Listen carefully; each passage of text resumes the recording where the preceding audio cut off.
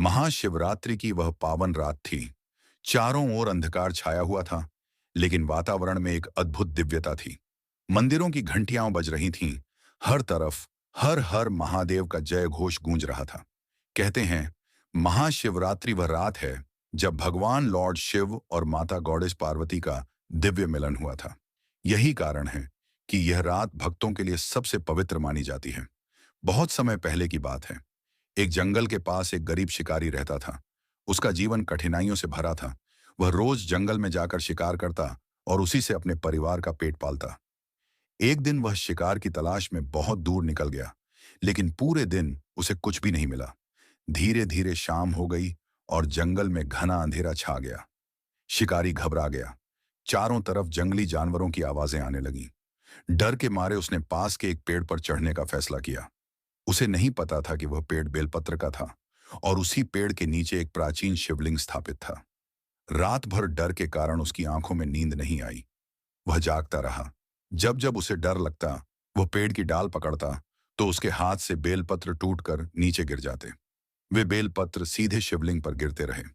वह भूखा प्यासा भी था, क्योंकि पूरे दिन उसे कुछ खाने को नहीं मिला था। इस प्रकार उसका अनजाने में उपवास भी हो गया। रात भर जागरण भी हो गया और बेलपत्र चढ़ाकर पूजा भी हो गई।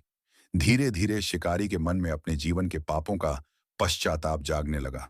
उसकी आंखों से आंसू बहने लगे और वे आंसू भी शिवलिंग पर गिरते रहे।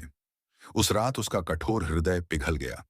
जैसे ही सुबह हुई, चारों ओर तेज प्रकाश फैल गया। आकाश से दिव्य सुगंध आने लगी। तभी भगवान लॉर्ड शिवा स्वयं प्रकट हुए। जटाओं में गंगा, मस्तक पर चंद्रमा, गले में सर्प और चेहरे पर करुणा भरी मुस्कान थी। शिकारी यह दृश्य देखकर कांपने लगा।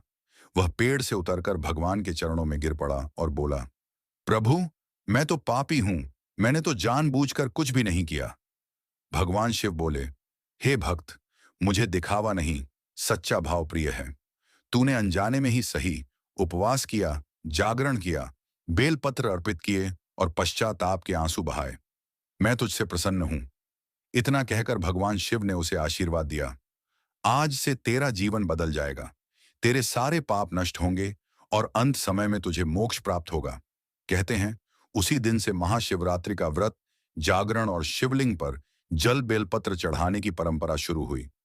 जो भी इस दिन सच्चे मन से भगवान शिव की पूजा करता है, उसके दुख दूर होते हैं और जीवन में सुख समृद्धि आती है। तो भक्तों, अगर आप भी भोलेनाथ की कृपा चाहते हैं, तो श्रद्धा से हर हर महादेव जरूर लिखें। जय लॉर्ड शिवा।